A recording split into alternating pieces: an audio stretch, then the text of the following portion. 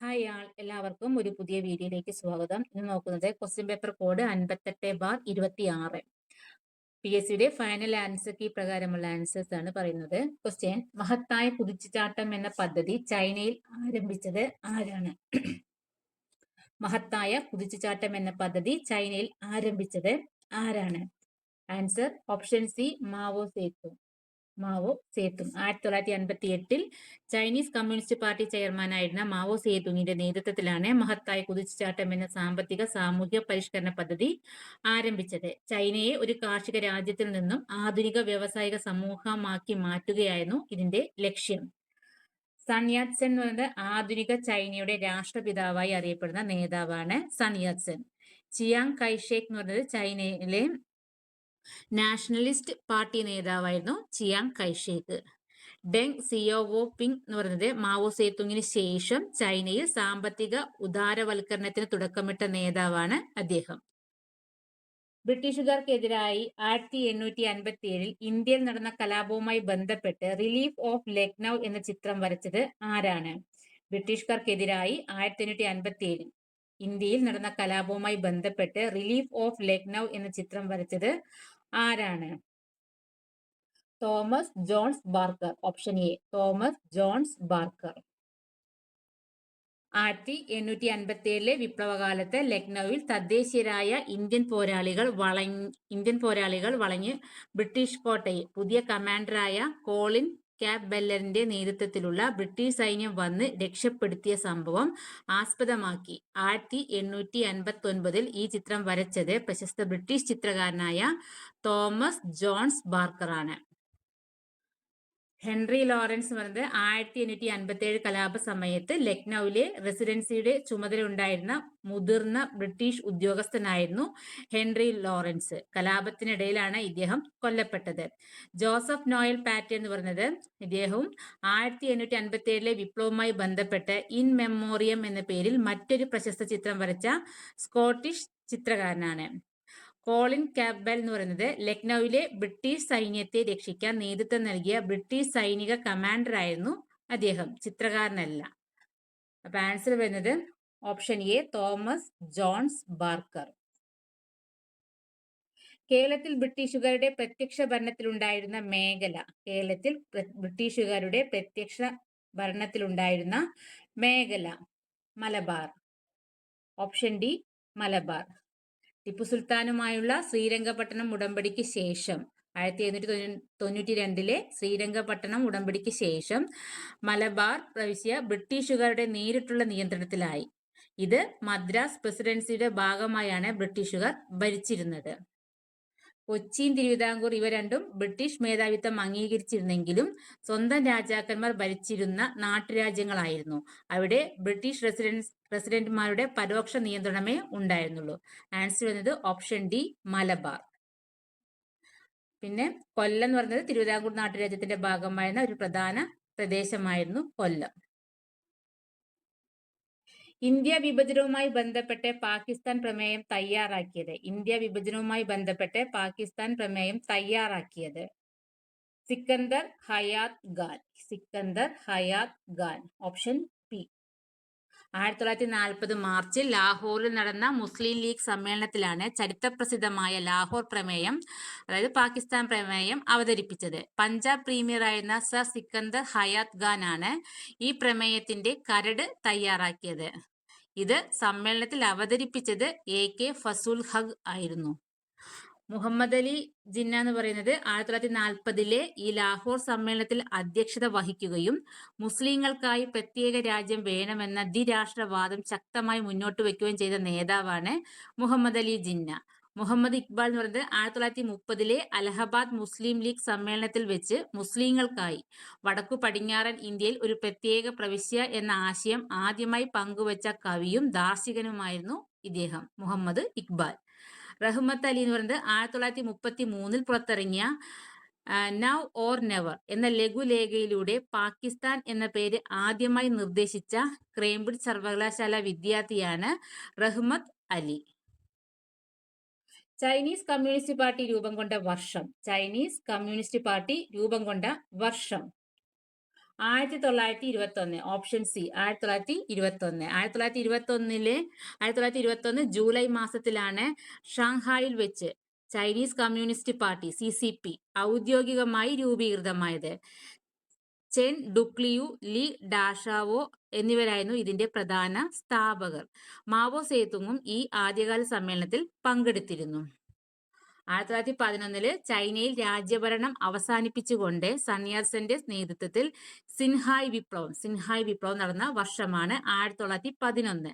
1912 വിപ്ലവത്തിന് ശേഷം ചൈന റിപ്പബ്ലിക്കായി മാറുകയും സൺയാസൻ താൽക്കാലിക പ്രസിഡന്റാവുകയും ചെയ്ത വർഷമാണ് 1912. കുമിങ്ലാങ് പാർട്ടി രൂപീകരിച്ചതും ഈ വർഷമാണ് 1912. ലോകത്തിലെ ഏറ്റവും വലിയ ത്രിവർണ പതാക എന്ന ഗിന്നസ് റെക്കോർഡ് നേടിയ ഇന്ത്യയുടെ ത്രിവർണ പതാക സ്ഥാപിച്ചത് എവിടെ?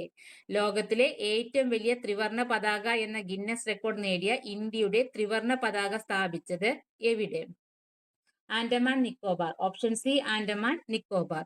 2026 മെയ് മാസത്തിൽ ആൻഡമാൻ നിക്കോബാർ ദ്വീപുകളിലെ പ്രസിദ്ധമായ രാധാനഗർ ബീച്ചിലാണ് വെള്ളത്തിനിടയിൽ ലോകത്തിലെ ഏറ്റവും വലിയ ദേശീയ പതാക വിജയകരമായി വിടർത്തി ഇന്ത്യ പുതിയ ഗിന്നസ് റെക്കോർഡ് സ്ഥാപിച്ചത്. ഏകദേശം 60 മീറ്റർ നീളവും 40 മീറ്റർ വീതിയുമുള്ള ഈ കൂറ്റൻ ത്രിവർണ പതാക ഇന്ത്യൻ നാവികസേന, കോസ്റ്റ് ഗാർഡ്, പോലീസ്, മറ്റ് ഏജൻസികൾ എന്നിവരിൽ നിന്നുള്ള 200-ലധികം മുങ്ങൽ വിദഗ്ധന്മാരുടെ സംഘമാണ് കടലിനടിയിൽ പ്രദർശിപ്പിച്ചത്. സ്മാർട്ട് സിറ്റി ദൗത്യത്തിന്റെ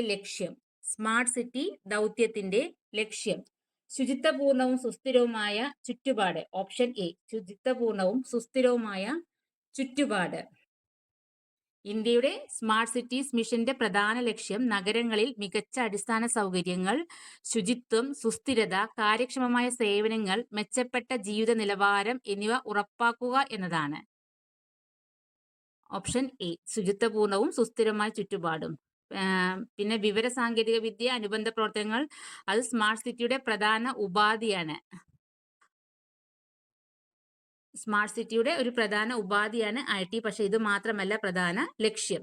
അന്താരാഷ്ട്ര കയറ്റുമതി ഇറക്കുമതി ഏകോപനം സ്മാർട്ട് സിറ്റി മിഷന്റെ ലക്ഷ്യമല്ല അത്. പിന്നെ മുകളിൽ പറഞ്ഞവല്ല സി തെറ്റായതിൽ ഇത് ശരിയല്ല എന്ന ഉത്തരം പറ്റില്ല. അപ്പൊ ആൻസർ വന്നത് ഓപ്ഷൻ എ ശുചിത്വപൂർണവും സുസ്ഥിരമായ ചുറ്റുപാട്. ഉത്തരേന്ത്യയിൽ ഖാരിഫ് കാലത്തും ദക്ഷിണേന്ത്യയിൽ റാബി കാലത്തും കൃഷി ചെയ്യുന്ന ഒരു വിളയാണ്. ഉത്തരേന്ത്യയിൽ ഖാരിഫ് കാലത്തും ദക്ഷിണേന്ത്യയിൽ റാബി കാലത്തും കൃഷി ചെയ്യുന്ന ഒരു വിളയാണ് നിലക്കടല. ഓപ്ഷൻ ബി നിലക്കടല.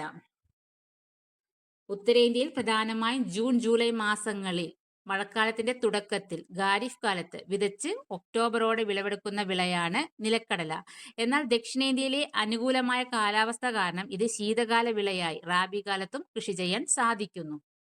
കടുക് വർഗ്ഗങ്ങൾ പറഞ്ഞത് കടുക് ഇന്ത്യയിൽ ഉടനീളം പ്രധാനമായും ഒരു റാബി ശീതകാല വിള മാത്രമായിട്ടാണ് കൃഷി ചെയ്യുന്നത്.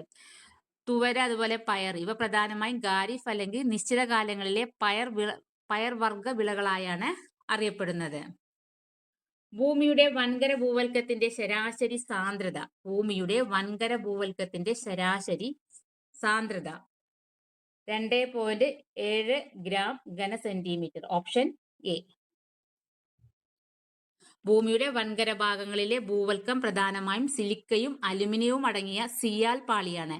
ഇതിന്റെ ശരാശരി സാന്ദ്രത എന്ന് പറയുന്നത് 2.7 ഗ്രാം ഘന സെന്റിമീറ്റർ ക്യൂബാണ്. പിന്നെ 3.0 ഗ്രാം ഘന സെന്റിമീറ്റർ എന്ന് പറയുന്നത് സമുദ്രഭാഗങ്ങളിലെ ഭൂവൽക്കത്തിന്റെ ശരാശരി സാന്ദ്രതയാണ്. സമുദ്രഭാഗങ്ങളിലെ ഭൂവൽക്കത്തിന്റെ ശരാശരി സാന്ദ്രതയാണ് 3.0. ഇത് പ്രധാനമായും സിലിക്കയും മെഗ്നീഷ്യവും അടങ്ങിയ സിമ പാളിയാണ്. പിന്നെ 3.4 ഗ്രാം പെർ ഘന സെന്റിമീറ്റർ എന്ന് പറയുന്നത് ഭൂവൽക്കത്തിന് തൊട്ടു താഴെയുള്ള മാന്റിലിന്റെ മുകൾ ഭാഗത്തിന്റെ സാന്ദ്രതയോട് അടുത്ത് വരുന്ന അളവാണ് 3.4 ഗ്രാം. 5 ഗ്രാം എന്ന് പറയുന്നത് ഭൂമിയുടെ ആകെ ശരാശരി സാന്ദ്രത എന്ന് പറയുന്നത് 5.5 ആണ്. അപ്പോൾ ഈ ഓപ്ഷൻ മെന്റലിന്റെ ആഴത്തിലുള്ള ഭാഗങ്ങളുടെ സാന്ദ്രതയെ സൂചിപ്പിക്കുന്നു. ഹിമാലയ പർവ്വത നിരകൾക്കിടയിലെ ഇന്ത്യൻ ഫലകാന്തിരി ചുവടെ കൊടുത്തിട്ടുള്ളവയിൽ ഏത് തരമാണ്? ഹിമാലയ പർവ്വത നിരകൾക്കിടയിലെ ഇന്ത്യൻ ഫലകാന്തിരി ചുവടെ ചേർത്തിട്ടുള്ളതിൽ ഏത് തരമാണ്? Option D. വൻകര വൻകര സംയോജനം. Option D. ഇന്ത്യൻ ഫലകവും യൂറേഷ്യൻ ഫലകവും തമ്മിലുള്ള വൻകര വൻകര സംയോജനത്തിന്റെ ഫലമായാണ് ഹിമാലയ പർവ്വതനിരകൾ രൂപം കൊണ്ടത്. രണ്ട് കൂറ്റൻ വൻകര ഫലകങ്ങൾ പരസ്പരം ശക്തമായി ഇടിച്ചു കയറിയതിന്റെ തുടർന്നാണ് മടക്കുപർവ്വതമായ ഹിമാലയം ഉണ്ടായത്. സമുദ്ര വൻകര സംയോജനം എന്ന് പറയുമ്പോൾ ഒരു സമുദ്ര ഫലകവും വൻകര ഫലകവും തമ്മിൽ കൂട്ടിയിടിക്കുന്നതാണ് ഇത്. ഉദാഹരണത്തിന് ആൻഡീസ് പർവ്വതനിരകളുടെ രൂപീകരണം. സ്ഥാനാന്തര സീമ എന്ന് പറയുന്നത് രണ്ട് ഫലകങ്ങൾ പരസ്പരം അമർന്ന് വശങ്ങളിലേക്ക് നിരങ്ങി നീങ്ങുന്ന അതിരുകളാണ് ഇത്. ഉദാഹരണത്തിന് സാൻ ആൻഡ്രിയാസ് ഭ്രംശമേഖല. പിന്നെ വിയോജക സീമ, ഫലകങ്ങൾ പരസ്പരം അകന്നു പോകുന്ന അതിരുകളാണ് വിയോജക സീമ. ഉദാഹരണത്തിന് മിഡ് അറ്റ്ലാന്റിക് റിഡ്ജ്. താഴെ തന്നിരിക്കുന്നതിൽ ഒപെക് അംഗരാജ്യം അല്ലാത്തത്. അമേരിക്കൻ ഐക്യനാടുകൾ. ഓപ്ഷൻ എ അമേരിക്കൻ ഐക്യനാടുകൾ. USA ലോകത്തിലെ ഏറ്റവും വലിയ എണ്ണ ഉൽപാദക രാജ്യങ്ങളിൽ ഒന്നാണെങ്കിലും എണ്ണ കയറ്റുമതി രാജ്യങ്ങളുടെ കൂട്ടായ്മയായ ഒപെക്കിൽ ഒരു കാലത്തും അംഗമായിട്ടില്ല. നൈജീരിയ എന്ന് പറയുന്നത് 1971 മുതൽ ഈ സംഘടനയിലെ സജീവമായ ഒരു അംഗരാജ്യമാണ് നൈജീരിയ. ഇറാൻ എന്ന് പറയുന്നത് 1960-ൽ ഒപെക് രൂപീകരിച്ച 5 സ്ഥാപക അംഗരാജ്യങ്ങളിൽ ഒന്നാണ് ഇറാൻ. അകാൽ, ത്രികാൽ, ജൽക്കാൽ എന്നീ പദങ്ങൾ ഏതു പ്രകൃതി ദുരന്തവുമായി ബന്ധപ്പെട്ടതാണ്? അകാൽ, ത്രികാൽ, ജൽക്കാൽ എന്നീ പദങ്ങൾ ഏതു പ്രകൃതി ദുരന്തവുമായി ബന്ധപ്പെട്ടതാണ്? വരൾച്ച. ഓപ്ഷൻ എ വരൾച്ച. രാജസ്ഥാനിലെ പരമ്പരാഗത ജലസംരക്ഷണ രീതികളിലും സാഹിത്യത്തിലും കടുത്ത വരൾച്ചയുടെ വിവിധ ഘട്ടങ്ങളിലും തീവ്രതയെ സൂചിപ്പിക്കാൻ ഉപയോഗിക്കുന്ന പദങ്ങളാണ് അകാൽ, ത്രികാൽ, ജൽക്കാൽ എന്നിവ. അകാൽ എന്ന് പറയുന്നത് ധാന്യങ്ങളുടെ ക്ഷാമം, ഭക്ഷ്യക്ഷാമം. ജൽക്കാൽ എന്ന് പറയുന്നത് ജലക്ഷാമം, കുടിവെള്ളക്ഷാമം. ത്രികാൽ എന്ന് പറയുന്നത് ധാന്യം, വെള്ളം, കന്നുകാലികൾക്കുള്ള തീറ്റ എന്നിവയുടെ ഒരേ സമയത്തുള്ള കടുത്ത ക്ഷാമം ത്രികാൽ. പ്രളയം, അതുപോലെ ഉരുൾപൊട്ടൽ, ഭൗമജല ഇവയൊന്നും ഈ പദങ്ങളുമായി ബന്ധപ്പെട്ട പ്രകൃതി ദുരന്തങ്ങൾ അല്ല. 1991-ലെ നവസാമ്പത്തിക പരിഷ്കാരങ്ങൾ 2 നയങ്ങളായാണ് സമ്പദ് വ്യവസ്ഥയിൽ നടപ്പിലാക്കിയത്. താഴെ തന്നിരിക്കുന്നതിൽ ശരിയായ നയങ്ങൾ കണ്ടെത്തുക. 1991-ലെ നവസാമ്പത്തിക പരിഷ്കാരങ്ങൾ 2 നയങ്ങളായാണ് സമ്പദ് വ്യവസ്ഥയിൽ നടപ്പിലാക്കിയത്. താഴെ തന്നിരിക്കുന്നതിൽ ശരിയായ നയങ്ങൾ കണ്ടെത്തുക. 1. ഘടനാപരമായ പരിഷ്കരണ നടപടികൾ. 2. സ്ഥിരത കൈവരിക്കാനുള്ള നടപടികൾ. 3. തൊഴിൽപരമായ പരിഷ്കരണ നടപടികൾ. 4. ആസൂത്രണ നടപടികൾ. ഒന്നാമത്തെയും രണ്ടാമത്തെയും. ഓപ്ഷൻ സി 1ഉം 2ഉം മാത്രം. ഘടനാപരമായ പരിഷ്കരണ നടപടികൾ, സ്ഥിരത കൈവരിക്കാനുള്ള നടപടികൾ. 1991-ലെ പുതിയ സാമ്പത്തിക നയം പ്രധാനമായും 2 തരം പരിഷ്കരണ നടപടികളാണ് നടപ്പിലാക്കിയത്. സ്ഥിരത കൈവരിക്കാനുള്ള നടപടികൾ എന്ന് പറയുന്നത് വിദേശ നാണയ കരുതൽ ശേഖരം നിലനിർത്താനും പണപ്പെരുപ്പം നിയന്ത്രിക്കാനുമുള്ള ചുരുങ്ങിയ കാല അളവിലേക്കുള്ള നയങ്ങളാണ്. ഷോർട്ട് ടേം ആണ് സ്ഥിരത കൈവരിക്കാനുള്ള നടപടികൾ. ഘടനാപരമായ പരിഷ്കരണ നടപടികൾ എന്ന് പറയുന്നത് രാജ്യത്തിന്റെ സമ്പദ് വ്യവസ്ഥയുടെ ഘടന മെച്ചപ്പെടുത്താനും അന്താരാഷ്ട്ര വിപണിയിൽ മത്സരക്ഷമത വർദ്ധിപ്പിക്കാനുമുള്ള ദീർഘകാല അളവിലേക്കുള്ള നയങ്ങൾ, ലോങ് ടേം നയങ്ങൾ. ഇതിന്റെ ഭാഗമായിട്ടാണ് ഉദാരവൽക്കരണം, സ്വകാര്യവൽക്കരണം, ആഗോളവൽക്കരണം അഥവാ LPG നടപ്പിലാക്കിയത്. മൂന്നാമത്തെയും നാലാമത്തെയും പറയുന്നത് തൊഴിൽപരമായ പരിഷ്കരണ നടപടികൾ, ആസൂത്രണ നടപടികൾ എന്നിവ 1991-ലെ നയങ്ങളെ തരംതിരിച്ചിരിക്കുന്ന പ്രധാന 2 നയരൂപങ്ങളിൽ ഉൾപ്പെടുന്നവയല്ല. ഹരിത വിപ്ലവവുമായി ബന്ധപ്പെട്ട് ശരിയായ വാക്യം കണ്ടെത്തുക. ഹരിത വിപ്ലവവുമായി ബന്ധപ്പെട്ട് ശരിയായ വാക്യം കണ്ടെത്തുക. ഒന്നാം ഘട്ടം 1960-കളുടെ മധ്യം മുതൽ 1970-കളുടെ മധ്യം വരെയാണ്. ആൻസർ വരുന്നത് ഓപ്ഷൻ ബി. ഒന്നാം ഘട്ടം 1960-കളുടെ മധ്യം മുതൽ 1970-കളുടെ മധ്യം വരെയാണ്. ഇന്ത്യയിലെ ഹരിത വിപ്ലവത്തിന്റെ ഒന്നാം ഘട്ടം പ്രധാനമായും 1960-കളുടെ മധ്യം മുതൽ 1970-കളുടെ മധ്യം വരെയായിരുന്നു. ഈ ഘട്ടത്തിൽ ഉയർന്ന വിളവ് തരുന്ന വിത്തുകളുടെ ഉപയോഗം പഞ്ചാബ്, ഹരിയാന, പടിഞ്ഞാറൻ ഉത്തർപ്രദേശ്, ആന്ധ്രാപ്രദേശ്, തമിഴ്നാട് തുടങ്ങിയ സമ്പന്നമായ കാർഷിക മേഖലകളിലും ഗോതമ്പ് കൃഷിയിലും മാത്രമായി പരിമിതപ്പെടുത്തിയിരുന്നു. ഓപ്ഷൻ സിയിൽ പറഞ്ഞിരിക്കുന്ന ഒന്നാം ഘട്ടം 1970കളുടെ മധ്യം മുതൽ 1980കളുടെ മധ്യം വരെയാണ്. ഇത് ഹരിത വിപ്ലവത്തിന്റെ രണ്ടാം ഘട്ടത്തെയാണ് സൂചിപ്പിക്കുന്നത്. ഈ കാലയളവിലാണ് ഹരിത വിപ്ലവ സാങ്കേതിക വിദ്യ കൂടുതൽ സംസ്ഥാനങ്ങളിലേക്കും നെല്ല് ഉൾപ്പെടെയുള്ള മറ്റു വിളകളിലേക്കും വ്യാപിച്ചത്. പിന്നെ ഓപ്ഷൻ എയും ഓപ്ഷൻ ഡിയും പറഞ്ഞത് ഇവ രണ്ടും ഹരിത വിപ്ലവത്തിന്റെ ഘട്ടങ്ങളുമായി പൊരുത്തപ്പെടുന്ന വർഷങ്ങളെ അല്ല. ആൻസർ വരുന്നത് ഓപ്ഷൻ ബി. സ്വാതന്ത്ര്യ ലബ്ധിക്ക് ശേഷം പ്രധാനമന്ത്രി ജവഹർലാൽ നെഹ്റുവും മറ്റു പ്രധാന രാഷ്ട്രീയ നേതാക്കളും ചിന്തകരും ചേർന്ന് ഇന്ത്യക്ക് അനുയോജ്യമായ സമ്പദ് വ്യവസ്ഥ കണ്ടെത്തി. ആ സമ്പദ് വ്യവസ്ഥയുടെ ശരിയായ സവിശേഷത ഏത്? സ്വാതന്ത്ര്യ ലബ്ധിക്ക് ശേഷം പ്രധാനമന്ത്രി ജവഹർലാൽ നെഹ്റുവും മറ്റു പ്രധാന രാഷ്ട്രീയ നേതാക്കളും ചിന്തകരും ചേർന്ന് ഇന്ത്യക്ക് അനുയോജ്യമായ സമ്പദ് വ്യവസ്ഥ കണ്ടെത്തി. ആ സമ്പദ് വ്യവസ്ഥയുടെ ശരിയായ സവിശേഷത എന്ത്? സ്വകാര്യ മേഖല പങ്കാളിത്തത്തോടെയുള്ള ശക്തമായ പൊതുമേഖലാ സമ്പദ് വ്യവസ്ഥ. Answer option D. സ്വാതന്ത്ര്യാനന്തരം ഇന്ത്യ തിരഞ്ഞെടുത്തത് ഒരു മിശ്ര സമ്പദ് വ്യവസ്ഥയാണ്, മിക്സഡ് ഇക്കോണമിയാണ്. എന്നാൽ കേവലം തുല്യ പങ്കാളിത്തം എന്നതിൽ ഉപരി രാജ്യത്തിന്റെ തന്ത്രപ്രധാനമായ വലിയ വ്യവസായങ്ങളും വികസനവും നിയന്ത്രിക്കാൻ ശക്തമായ ഒരു പൊതുമേഖലയും അതോടൊപ്പം തന്നെ സ്വകാര്യ സംരംഭങ്ങൾക്ക് വളരാൻ അനുവാദമുള്ള സ്വകാര്യ മേഖലയും ചേർന്ന മാതൃകയായിരുന്നു നെഹ്റുവും സഹപ്രവർത്തകരും വിഭാവനം ചെയ്തത്. ആൻസർ വരുന്നത് ഓപ്ഷൻ ഡി. ഓപ്ഷൻ എ പറഞ്ഞത് പൊതുമേഖലയ്ക്ക് മാത്രം പ്രാധാന്യമുള്ള സമ്പദ് വ്യവസ്ഥ. ഇത് സോഷ്യലിസ്റ്റ് കമ്മ്യൂണിസ്റ്റ് രാജ്യങ്ങളിലെ സാമ്പത്തിക രീതിയാണ്. ഓപ്ഷൻ ബിയിൽ സ്വകാര്യ മേഖലയ്ക്ക് മാത്രം പ്രാധാന്യമുള്ള സമ്പദ് വ്യവസ്ഥ. ഇത് മുതലാളിത്ത രാജ്യങ്ങളിലെ രീതിയാണ്. ഓപ്ഷൻ സി പറഞ്ഞത് പൊതുമേഖലയ്ക്കും സ്വകാര്യ മേഖലയ്ക്കും തുല്യ പങ്കാളിത്തമുള്ള സമ്പദ് വ്യവസ്ഥ. ആദ്യഘട്ടങ്ങളിൽ തുല്യ പങ്കാളിത്തത്തെക്കാൾ ഉപരി പൊതുമേഖലയ്ക്കായിരുന്നു വലിയ മേൽക്കൈ നിർണായക ചുമതലകൾ നൽകിയിരുന്നത്. താഴെ തന്നിരിക്കുന്നതിൽ ഇന്ത്യൻ പഞ്ചവത്സര പദ്ധതിയുടെ പൊതുവായ സവിശേഷതകൾ തിരഞ്ഞെടുക്കുക. താഴെ തന്നിരിക്കുന്നതിൽ ഇന്ത്യൻ പഞ്ചവത്സര പദ്ധതിയുടെ പൊതുവായ സവിശേഷതകൾ തിരഞ്ഞെടുക്കുക.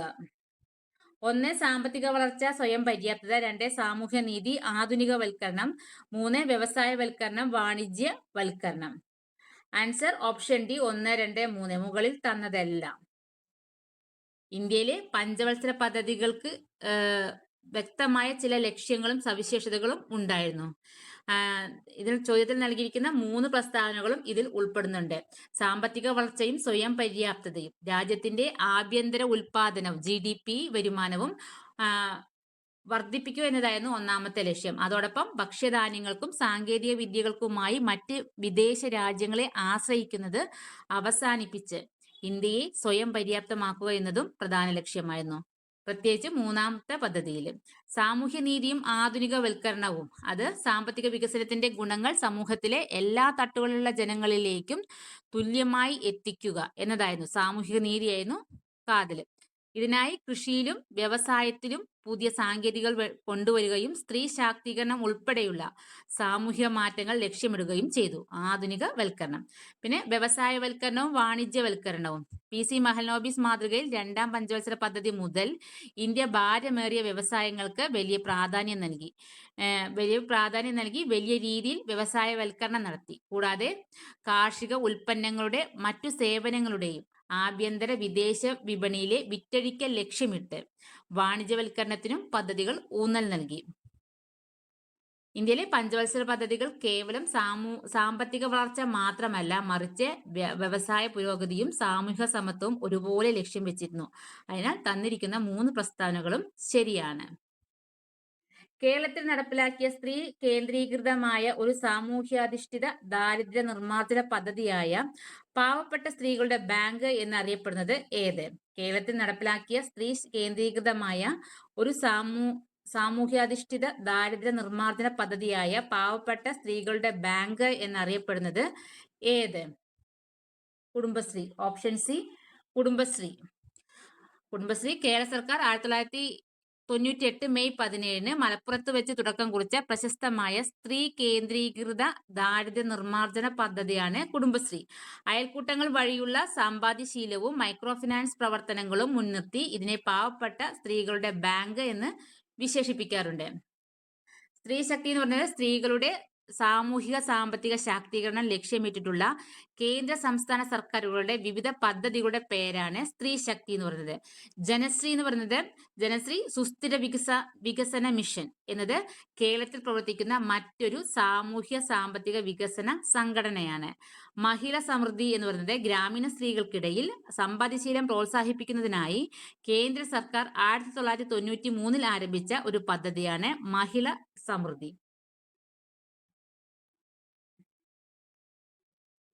2016 നവംബർ 8-ന് ഇന്ത്യയിൽ നടപ്പിലാക്കിയ നോട്ട് നിരോധനത്തിന്റെ ലക്ഷ്യങ്ങൾ താഴെ പറയുന്നതിൽ ഏതെല്ലാം?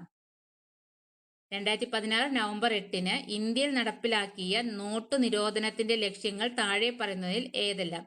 1. കള്ളപ്പണം നിയന്ത്രിക്കുന്നതിന്. 2. അഴിമതിക്കെതിരെയുള്ള പോരാട്ടം. 3. തീവ്രവാദത്തെ ചെറുക്കുന്നതിന്. മുകളിൽ പറഞ്ഞവയെല്ലാം. ഓപ്ഷൻ ഡി, മുകളിൽ പറഞ്ഞവയെല്ലാം. 1, 2, 3. 2016 നവംബർ 8-ന് ഇന്ത്യൻ പ്രധാനമന്ത്രി നരേന്ദ്രമോദി 500, 1000 രൂപ നോട്ടുകൾ നിരോധിച്ചുകൊണ്ട് പ്രഖ്യാപനം നടത്തിയപ്പോൾ പ്രധാനമായും ഉയർത്തിക്കാട്ടിയ 3 ലക്ഷ്യങ്ങൾ എന്ന് പറയുന്നത്: 1. കള്ളപ്പണം നിയന്ത്രിക്കുക, അതായത് സമ്പദ് വ്യവസ്ഥയിൽ മറിഞ്ഞിരിക്കുന്ന നികുതി വെട്ടിച്ച പണം പുറത്തു കൊണ്ടുവരിക. പിന്നെ അഴിമതി തടയുക, അനധികൃതമായി പണം പൂഴ്ത്തിവെക്കുന്നതും അഴിമതിയും ഇല്ലാതാക്കുക എന്നായിരുന്നു ലക്ഷ്യം. പിന്നെ തീവ്രവാദ പ്രവർത്തനങ്ങൾ തടയുക, തീവ്രവാദികളും നക്സലൈറ്റുകളും ലഭിക്കുന്ന വ്യാജ നോട്ടുകളുടെയും അവിഹിത പണത്തിന്റെയും സ്രോതസ്സുകൾ തകർക്കുക എന്നതായിരുന്നു ലക്ഷ്യം. ഇന്ത്യൻ ഭരണഘടനാ ദിനം. ഇന്ത്യൻ ഭരണഘടനാ ദിനം November 26. Option A, November 26. 1949 November 26-നാണ് ഇന്ത്യൻ ഭരണഘടനാ നിർമ്മാണ സഭ ഭരണഘടന ഔദ്യോഗികമായി അംഗീകരിച്ചത്. ഈ ദിവസത്തിന്റെ പ്രാധാന്യം മുൻനിർത്തി എല്ലാ വർഷവും നവംബർ 26 ഭരണഘടനാ ദിനമായി സംവിധാൻ ദിവസ്, കോൺസ്റ്റിറ്റ്യൂഷൻ ഡേ ആയിട്ട് ആചരിക്കുന്നു. 2015 മുതലാണ് ഈ ദിവസം ഭരണഘടനാ ദിനമായി ആഘോഷിക്കാൻ കേന്ദ്ര സർക്കാർ തീരുമാനിച്ചത്. ജനുവരി 26 എന്ന് പറയുന്നത് ഈ ദിവസമാണ് ഇന്ത്യൻ ഭരണഘടന പൂർണ്ണമായും നിലവിൽ വന്നത്. ഈ ദിവസം നമ്മൾ റിപ്പബ്ലിക് ദിനമായിട്ട് ആഘോഷിക്കുന്നു.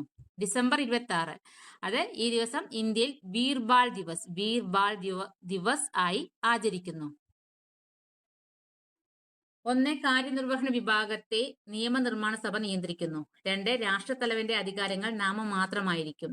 3. ഭരണത്തലവൻ പ്രധാനമന്ത്രിയായിരിക്കും. 4. ഭരണത്തലവനും രാഷ്ട്രത്തലവനും രാഷ്ട്രപതിയായിരിക്കും. ഇവയിൽ പാർലമെന്ററി വ്യവസ്ഥയിൽ പെടാത്തത് ഏത്? 4. ഭരണത്തലവനും രാഷ്ട്രത്തലവനും രാഷ്ട്രപതിയായിരിക്കും. ഓപ്ഷൻ സി, 4 മാത്രം. പാർലമെന്ററി ഭരണ സംവിധാനത്തിൽ രാഷ്ട്രത്തലവൻ രാഷ്ട്രപതി, ഭരണത്തലവൻ എന്ന് പറഞ്ഞ പ്രധാനമന്ത്രി. ഉദാഹരണത്തിന് 2 വ്യത്യസ്ത വ്യക്തികളായിരിക്കും. ഇവർ 2 പേരും ഒരാൾ തന്നെ ആയിരിക്കുന്നത് പ്രസിഡൻഷ്യൽ ഭരണരീതിയിലാണ്. ഉദാഹരണത്തിന് അമേരിക്കയിലൊക്കെ. അതിനാൽ 4ാമത്തെ പ്രസ്താവന പാർലമെന്ററി വ്യവസ്ഥയ്ക്ക് തെറ്റാണ്.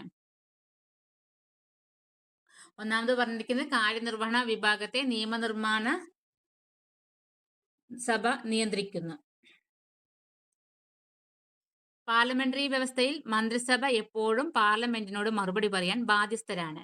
2ാമത്തത് രാഷ്ട്രത്തലവന്റെ അധികാരങ്ങൾ നാമമാത്രമായിരിക്കും. ഇന്ത്യയിലെ രാഷ്ട്രപതിയെ പോലെ രാഷ്ട്രത്തലവൻ നാമമാത്ര അധികാരിയും പ്രധാനമന്ത്രി യഥാർത്ഥ അധികാരിയുമായിരിക്കും.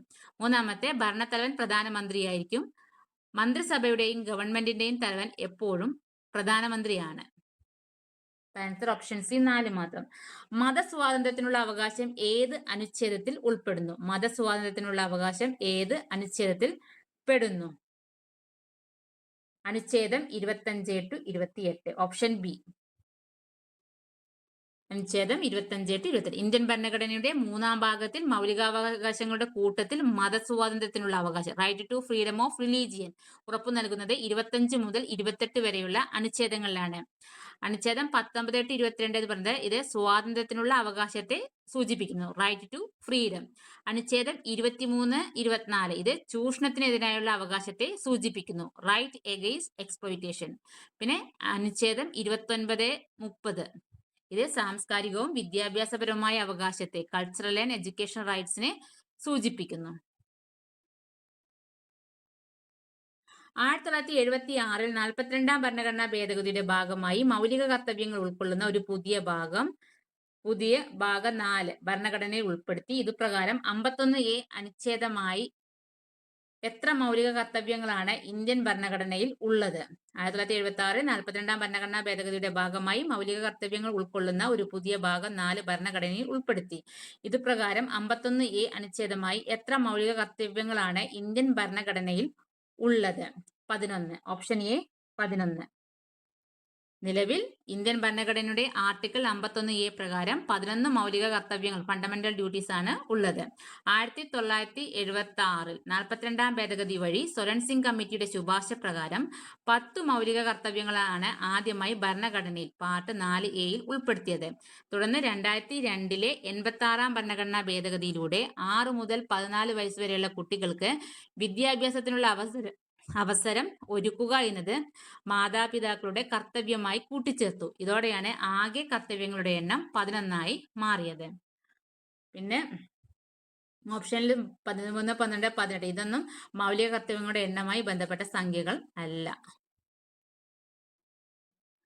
ഇന്ത്യയിലെ തിരഞ്ഞെടുപ്പ് കമ്മീഷന്റെ ഘടന. ഇന്ത്യയിലെ തിരഞ്ഞെടുപ്പ് കമ്മീഷന്റെ ഘടന മുഖ്യ തിരഞ്ഞെടുപ്പ് കമ്മീഷണറും മറ്റ് 2 കമ്മീഷണർമാരും അടങ്ങുന്നതാണ്. Option C. ഇന്ത്യയിലെ കേന്ദ്ര തിരഞ്ഞെടുപ്പ് കമ്മീഷൻ ഒരു അംഗ ബഹുല സമിതിയാണ്. ഇതിൽ ഒരു മുഖ്യ തിരഞ്ഞെടുപ്പ് കമ്മീഷണറും അദ്ദേഹത്തെ സഹായിക്കാൻ മറ്റ് 2 തിരഞ്ഞെടുപ്പ് കമ്മീഷണർമാരും ഉൾപ്പെടെ ആകെ 3 അംഗങ്ങളാണ് ഉള്ളത്. ഓപ്ഷനിൽ എ, ബി, ഡി ഇവയൊന്നും തിരഞ്ഞെടുപ്പ് കമ്മീഷന്റെ ശരിയായ ഘടനയിലുള്ളതല്ല.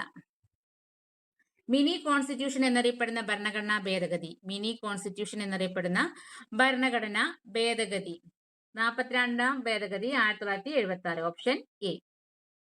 42 ഭേദഗതി 1976. ഇന്ദിരാഗാന്ധി പ്രധാനമന്ത്രിയായിരുന്ന കാലത്ത് കൊണ്ടുവന്ന ഈ ഭേദഗതിയാണ് ഇന്ത്യൻ ഭരണഘടനയിലെ ഏറ്റവും വലിയ ഭേദഗതി. ഭരണഘടനയുടെ ആമുഖത്തിൽ മാറ്റം വരുത്തുക, മൗലിക കർത്തവ്യങ്ങൾ കൂട്ടിച്ചേർക്കുക തുടങ്ങി നിരവധി വലിയ മാറ്റങ്ങൾ വരുത്തിക്കൊണ്ടാണ് ഇതിനെ മിനി കോൺസ്റ്റിറ്റ്യൂഷൻ എന്ന് വിളിക്കുന്നത്. 44 ഭേദഗതി 1977 44 ഭേദഗതി ജനതാ പാർട്ടി ഗവൺമെന്റിന്റെ കാലത്ത് കൊണ്ടുവന്ന ഈ ഭേദഗതിയിലൂടെയാണ് സ്വത്തിനുള്ള അവകാശം മൗലികാവകാശങ്ങളുടെ പട്ടികയിൽ നിന്നും നീക്കം ചെയ്തത്.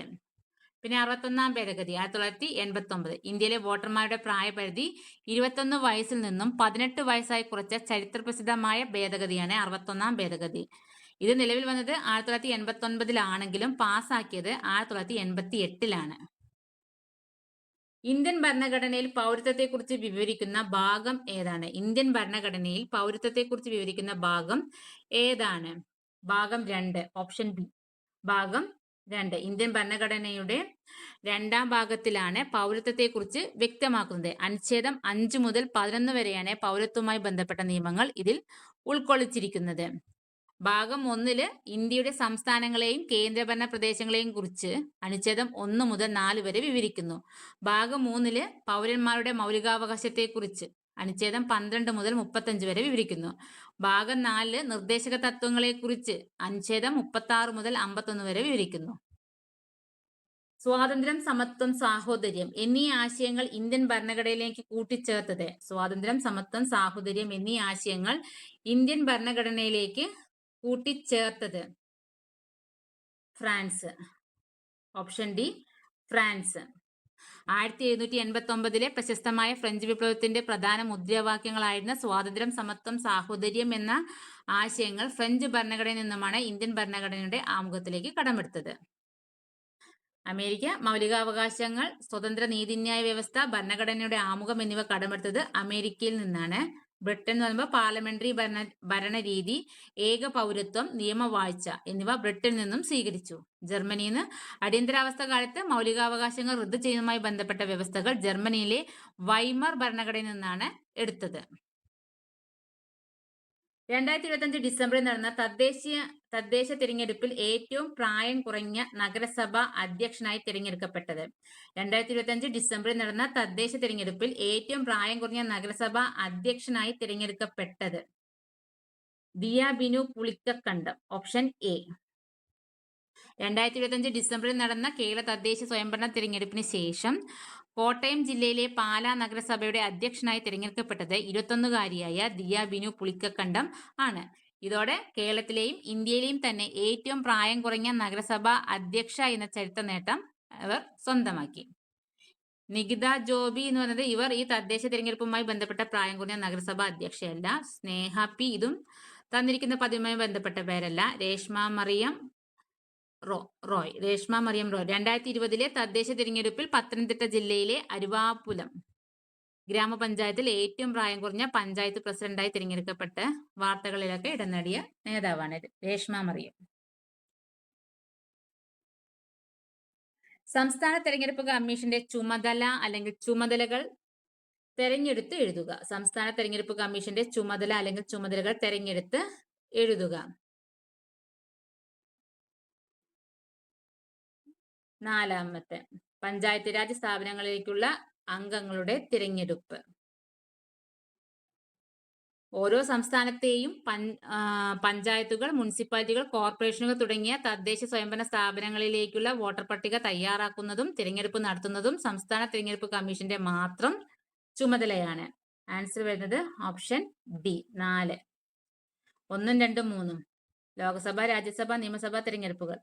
അത് ഇന്ത്യയിലെ പാർലമെന്റിലേക്കും അതുപോലെ സംസ്ഥാന നിയമസഭകളിലേക്കും അതുപോലെ രാഷ്ട്രപതി, ഉപരാഷ്ട്രപതി എന്നിവയിലേക്കുമുള്ള തിരഞ്ഞെടുപ്പുകൾ നടത്തുന്നത് കേന്ദ്ര ഇന്ത്യൻ തിരഞ്ഞെടുപ്പ് കമ്മീഷനാണ്. ഇലക്ഷൻ കമ്മീഷൻ ഓഫ് ഇന്ത്യയാണ്. സംസ്ഥാന കമ്മീഷന് ഇതിൽ ചുമതലകളില്ല. മൗലിക ചുമതലകൾ ഭരണഘടനയിൽ കൂട്ടിച്ചേർത്ത ഭരണഘടനാ ഭേദഗതി. മൗലിക ചുമതലകൾ ഭരണഘടനയിൽ കൂട്ടിച്ചേർത്ത ഭരണഘടനാ ഭേദഗതി 42. Option B 42. 1976 42-ാം ഭരണഘടനാ ഭേദഗതിയിലൂടെയാണ് മൗലിക കർത്തവ്യങ്ങൾ അഥവാ മൗലിക ചുമതലകൾ ഇന്ത്യൻ ഭരണഘടനയിൽ ആദ്യമായി കൂട്ടിച്ചേർത്തത്. ഇതിനായി ഭരണഘടനയിൽ പാർട്ട് 4A, അനുച്ഛേദം 51A എന്നീ പുതിയ ഭാഗങ്ങൾ ഉൾപ്പെടുത്തി. 44 എന്ന് പറയുന്നത് 1978 44-ാം ഭേദഗതിയിലൂടെയാണ് സ്വത്തിനുള്ള അവകാശത്തെ മൗലികാവകാശങ്ങളുടെ പട്ടികയിൽ നിന്ന് മാറ്റിയത്. 52 1985 52-ാം ഭേദഗതിയിലൂടെയാണ് ഭരണഘടനയിൽ കക്ഷിമാറ്റ നിരോധന നിയമം കൊണ്ടുവന്നതും 10-ാം ഷെഡ്യൂൾ കൂട്ടിച്ചേർത്തതും. ഗവർണറുടെ പദവിയുമായി ബന്ധപ്പെട്ട് താഴെ പറയുന്ന പ്രസ്താവനകളിൽ തെറ്റായത് കണ്ടെത്തുക. ഗവർണറുടെ പദവിയുമായി ബന്ധപ്പെട്ട താഴെ പറയുന്ന പ്രസ്താവനയിൽ തെറ്റായത് കണ്ടെത്തുക. ഓപ്ഷൻ സി ഇന്ത്യൻ പ്രധാനമന്ത്രിയാണ് ഗവർണറെ നിയമിക്കുന്നത്. ഇന്ത്യൻ ഭരണഘടനയുടെ അനുച്ഛേദം 185 ആർട്ടിക്കിൾ 185 പ്രകാരം സംസ്ഥാന ഗവർണറെ ഔദ്യോഗികമായി നിയമിക്കുന്നത് ഇന്ത്യൻ രാഷ്ട്രപതിയാണ്, പ്രധാനമന്ത്രിയല്ല. ഇന്ത്യൻ രാഷ്ട്രപതിയാണ്, പ്രധാനമന്ത്രിയല്ല. കേന്ദ്ര മന്ത്രിസഭയുടെ ശുപാർശ അനുസരിച്ചാണ് രാഷ്ട്രപതി ഈ നിയമനം നടത്തുന്നത് എങ്കിലും ഉത്തരവിൽ ഒപ്പുവെക്കുന്നതും ഗവർണറെ നിയമിക്കുന്നതുമായ പരമാധികാരം രാഷ്ട്രപതിക്ക് മാത്രമാണ്. അതിനാൽ പ്രധാനമന്ത്രിയാണ് നിയമിക്കുന്നത് എന്ന വാചകം തെറ്റാണ്. ഓപ്ഷൻ എ ശരി എന്ന് പറയുന്നത് കേരളത്തിലെ ഗവർണറുടെ ഔദ്യോഗിക വസതി മുൻപ് രാജ്ഭവൻ എന്നാണ് അറിയപ്പെട്ടിരുന്നത്. എന്നാൽ 2026 വന്ന ഔദ്യോഗിക പരിഷ്കാരങ്ങളുടെ ഭാഗമായി ഇത് ലോക് ഭവൻ എന്ന് പുനർനാമകരണം ചെയ്യപ്പെട്ടു. ബിയും ഡിയും ശരിയാണ്. ബി എന്ന അനുച്ഛേദം 185 പ്രകാരം ഇന്ത്യൻ പ്രസിഡന്റാണ് ഗവർണറെ നിയമിക്കുന്നത്. അതുപോലെ അനുച്ഛേദം 154 പ്രകാരം സംസ്ഥാനത്തിന്റെ എക്സിക്യൂട്ടീവ് തലവൻ ഗവർണറാണ്. കേരള സാമൂഹ്യ സുരക്ഷാ മിഷൻ നടപ്പാക്കുന്ന സ്നേഹപൂർവം പദ്ധതി വിഭാവനം ചെയ്തിരിക്കുന്നത്. കേരള സാമൂഹ്യ സുരക്ഷാ മിഷൻ നടപ്പാക്കുന്ന സ്നേഹപൂർവം പദ്ധതി വിഭാവനം ചെയ്തിരിക്കുന്നത് മാതാവ് അല്ലെങ്കിൽ പിതാവ് അല്ലെങ്കിൽ രണ്ടുപേരും നഷ്ടപ്പെട്ട വിദ്യാർത്ഥികൾക്ക് ധനസഹായം നൽകാൻ. Option D. മാതാവോ പിതാവോ അല്ലെങ്കിൽ രണ്ടുപേരുമോ മരണമടഞ്ഞതും സാമ്പത്തികമായി പിന്നോക്കം നിൽക്കുന്നതുമായ അനാഥരും അർദ്ധ അനാഥരുമായ കുട്ടികൾക്ക് പ്രതിമാസം ധനസഹായം നൽകുന്നതിനായി കേരള സാമൂഹ്യ സുരക്ഷാ മിഷൻ നടപ്പിലാക്കുന്ന പദ്ധതിയാണ് സ്നേഹപൂർവം. 5 വയസ്സിൽ താഴെയുള്ള കുട്ടികൾ മുതൽ ഡിഗ്രി പ്രൊഫഷണൽ കോഴ്സുകൾ പഠിക്കുന്ന വിദ്യാർത്ഥികൾക്ക് വരെ ഈ പദ്ധതിയിലൂടെ സാമ്പത്തിക സഹായം ലഭ്യമാക്കുന്നു. ഓപ്ഷൻ എയിൽ പറഞ്ഞ വൃദ്ധ ദമ്പതികൾക്ക് ധനസഹായം നൽകാൻ. അത് വയോജനങ്ങളുടെ ക്ഷേമം മുൻനിർത്തി കേരള സാമൂഹ്യ സുരക്ഷാ മിഷൻ നടപ്പിലാക്കുന്ന മറ്റൊരു പ്രധാന പദ്ധതിയാണ് വയോമിത്രം. ഓപ്ഷൻ ബി പറയുന്നത് വിധവകൾക്ക് ധനസഹായം നൽകാൻ. വിധവകളായ അമ്മമാരുടെ മക്കൾക്ക് ബിരുദാനന്തര പഠനത്തിന് സഹായം നൽകാൻ പടവുകൾ പോലുള്ള മറ്റ് പ്രത്യേക പദ്ധതികളാണ് ഉള്ളത്. പിന്നെ സി ശ്രവണ വൈകല്യം നേരിടുന്നവർക്ക് ധനസഹായം നൽകാൻ. കുട്ടികളിലെ ശ്രവണ വൈകല്യം നേരത്തെ കണ്ടെത്തി കോക്ലിയർ ഇംപ്ലാന്റേഷൻ ശസ്ത്രക്രിയ സൗജന്യമായി ചെയ്തു നൽകുന്ന പദ്ധതിയാണ് ശ്രുതി തരംഗം. താഴെ പറയുന്നതിൽ ജീവിതശൈലി രോഗത്തിന് ഉദാഹരണമാണ്. താഴെ പറയുന്നതിൽ ജീവിതശൈലി രോഗത്തിന് ഉദാഹരണമാണ് മൂന്നാമത്തെ ഒബീസിറ്റി. Obesity option B 3. പൊണ്ണത്തടി. തെറ്റായ ഭക്ഷണരീതി, വ്യായാമക്കുറവ്, മാനസിക സമ്മർദ്ദം തുടങ്ങിയ ദൈനംദിന ശീലങ്ങൾ കാരണം ഉണ്ടാകുന്ന ഒരു പ്രധാന ജീവിതശൈലി രോഗമാണ് പൊണ്ണത്തടി. ഇത് പിൽക്കാലത്തെ പ്രമേഹം, ഹൃദ്രോഗം എന്നിവയ്ക്കൊക്കെ കാരണമാകുന്നു. ഡിമെൻഷ്യ എന്ന് പറയുന്നത് പ്രായമാകുന്നതിനനുസരിച്ച് തലച്ചോറിലെ കോശങ്ങൾക്ക് സംഭവിക്കുന്ന നാശം മൂലം ഉണ്ടാകുന്ന മറവി രോഗമാണ് ഡിമെൻഷ്യ. ആക്രോമെഗാലി. മുതിർന്നവരിൽ വളർച്ചാ ഹോർമോണിന്റെ അമിതമായ ഉൽപാദനം മൂലം മുഖത്തെയും കൈകാലിലെയും അസ്ഥികൾ അസാധാരണമായി വളരുന്ന ഒരു ഹോർമോൺ വൈകല്യമാണ് ആക്രോമെഗാലി. പിന്നെ അഡിസൺസ് ഡിസീസ്. അഡ്രീനൽ ഗ്രന്ഥി ആവശ്യത്തിന് ഹോർമോണുകൾ ഉൽപ്പാദിപ്പിക്കാത്തത് മൂലം ഉണ്ടാകുന്ന തകരാറാണത്. ഒരു നാഡീകോശത്തിലൂടെ ആവേഗങ്ങൾ കടന്നുപോകാൻ സഹായിക്കുന്ന പ്രധാന മൂലകങ്ങൾ. ഒരു നാഡീകോശത്തിലൂടെ ആവേഗങ്ങൾ കടന്നുപോകാൻ സഹായിക്കുന്ന പ്രധാന മൂലകങ്ങൾ. Sodium, potassium. Option C 1 and 3. Sodium, potassium. നാഡീകോശങ്ങളിലൂടെ ആവേഗങ്ങൾ അഥവാ സന്ദേശങ്ങൾ കടന്നു പോകുന്നത് പ്ലാസ്മ ഭിത്തിയുടെ ഇരുവശങ്ങളിലുമുള്ള സോഡിയം, പൊട്ടാസ്യം അയോണുകളുടെ വിന്യാസത്തിൽ ഉണ്ടാകുന്ന മാറ്റങ്ങൾ മൂലമാണ്. ഇതിനെ സോഡിയം പൊട്ടാസ്യം പമ്പ് എന്ന് വിളിക്കുന്നു. അതുപോലെ മഗ്നീഷ്യം, മാംഗനീസും ഇവ നാഡീ ആവേഗങ്ങളുടെ പ്രസരണത്തിന് നേരിട്ട് സഹായിക്കുന്ന പ്രധാന മൂലകങ്ങളല്ല. ശരിയായ വാരിയെല്ലുകൾ എന്നത് 1 മുതൽ 7 വരെ ജോഡി വാരിയെല്ലുകൾ. ശരിയായ വാരിയെല്ലുകൾ എന്നത് അതിന്റെ ആൻസർ വരുന്നത് ഓപ്ഷൻ എ തന്നെയാണ്. 1 മുതൽ 7 വരെ ജോഡി വാരിയെല്ലുകൾ. മനുഷ്യ ശരീരത്തിൽ ആകെ 12 ജോഡി വാരിയെല്ലുകളാണ് ഉള്ളത്. ഇതിൽ പുറകുവശത്ത് നട്ടെല്ലുമായും മുൻവശത്ത് മാറെല്ലുമായും നേരിട്ട് ബന്ധപ്പെട്ടിരിക്കുന്ന ആദ്യത്തെ 7 ജോഡി വാരിയെല്ലുകളാണ് ശരിയായ വാരിയെല്ലുകൾ എന്ന് വിളിക്കുന്നത്. 8 മുതൽ 10 വരെ ജോഡി വാരിയെല്ലുകൾ എന്ന് പറയുന്നത് ഇവ മാറെല്ലുമായി നേരിട്ട് ബന്ധപ്പെടാതെ തൊട്ടു മുകളിലായി 7ാമത്തെ വാരിയെല്ലിന്റെ തരുണാസ്ഥിയുമായി ചേർന്നിരിക്കുന്നവയാണ്. അതിനാൽ ഇവയെ വ്യാജ വാരിയെല്ലുകൾ എന്നാണ് വിളിക്കുന്നത്. പിന്നെ 11 മുതൽ 12 വരെ വാരിയെല്ലുകൾ എന്ന് പറഞ്ഞാൽ ഇവ മുൻവശത്തേക്ക് ഒന്നുമായും ബന്ധപ്പെടാതെ ഫ്രീ ആയി നിൽക്കുന്നവയാണ്. അതിനാൽ ഇവയെ അലയുന്ന വാരിയെല്ലുകൾ എന്നാണ് വിളിക്കുന്നത്. മനുഷ്യനേത്രത്തിലെ പീതബിന്ദു എന്ന ഭാഗത്തെ സംബന്ധിച്ച് കൂടുതൽ ശരിയായത്. മനുഷ്യനേത്രത്തിലെ പീതബിന്ദു എന്ന ഭാഗത്തെ സംബന്ധിച്ച് കൂടുതൽ ശരിയായത്. 2ാമത്തെ, കോൺ കോശങ്ങൾ വളരെ കൂടുതലാണ്. റോഡ് കോശങ്ങൾ കാണപ്പെടുന്നില്ല അല്ലെങ്കിൽ കുറവാണ്. ആൻസർ വരുന്നത് ഓപ്ഷൻ ബി 2. കോൺ കോശങ്ങൾ വളരെ കൂടുതലാണ്. മനുഷ്യന്റെ കണ്ണിന്റെ ദൃഷ്ടിപഥത്തിൽ പ്രകാശം കേന്ദ്രീകരിക്കുന്ന കേന്ദ്രഭാഗമാണ് പീതബിന്ദു. നിറങ്ങൾ തിരിച്ചറിയാനും വെളിച്ചത്തിൽ വ്യക്തമായ കാഴ്ച നൽകാനും സഹായിക്കുന്ന കോൺ കോശങ്ങൾ ഏറ്റവും കൂടുതൽ കേന്ദ്രീകരിച്ചിരിക്കുന്നത് ഇവിടെയാണ്. ഇവിടെ റോഡ് കോശങ്ങൾ ഉണ്ടാകാറില്ല. അതിനാൽ ഇവിടെയുള്ള കാഴ്ചയ്ക്ക് ഏറ്റവും കൂടുതൽ വ്യക്തതയുള്ളത്. റോഡ് കോശങ്ങൾ ഉണ്ടാവില്ല. അതുകൊണ്ടാണ് ഇവിടെ കാഴ്ചയ്ക്ക് ഏറ്റവും കൂടുതൽ വ്യക്തതയുള്ളത്. പിന്നെ 1ാമത്തെയും 3ാമത്തെയും 4ാമത്തെയും പറയുന്നത് പീതബിന്ദുവിൽ റോഡ് കോശങ്ങൾ കൂടുതലായി കാണപ്പെടുന്നില്ല. പ്രകാശക്കുറവിൽ കാഴ്ച നൽകുന്ന റോഡ് കോശങ്ങൾ റെറ്റിനയുടെ മറ്റ് ഭാഗങ്ങളിലാണ് കൂടുതലുള്ളത്. കാഴ്ചയില്ലാത്ത ഭാഗത്തെ അന്ധബിന്ദു ബ്ലൈൻഡ് സ്പോട്ട് എന്ന് വിളിക്കുന്നു. ഭൂമിയുടെ ശ്വാസകോശം എന്നറിയപ്പെടുന്നത്